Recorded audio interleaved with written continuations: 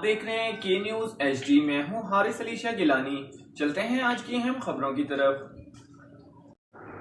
رخ کریں گے ساہیوال کا، جہاں سے رپورٹ کر رہے ہیں ہمارے نمائندے علی رضا. ڈپٹی کمشنر محمد خضر افضال نے ریلوے روڈ پر سیوریج لائن کے لیے کھدائی کے دوران حادثے میں ایک مزدور جاں بحق ہونے پر افسوس کا اظہار کیا ہے. انہوں نے حادثے کی جگہ کا دورہ کیا اور ہدایت کی کہ زخمی مزدوروں کو بہترین علاج معالجے کی بہترین سہولیات فراہم کی جائیں. انہوں نے ہدایت کی کہ ٹھیکیدار کام کے دوران حفاظتی اقدامات ضرور اٹھائیں. انہوں نے کہا کہ واقعے کے ذمہ داروں کا تعین کیا جائے گا. ڈپٹی کمشنر محمد خضر افضال نے سٹی امپرومنٹ پروگرام کی جاری تمام کاموں کی نگرانی سخت کرنے کی بھی ہدایت کی ہے. مزید خبروں اور اپڈیٹس کے لیے ہمارے ساتھ رہیے گا. تب تک کے لیے اپنا خیال رکھیے گا. اللہ حافظ.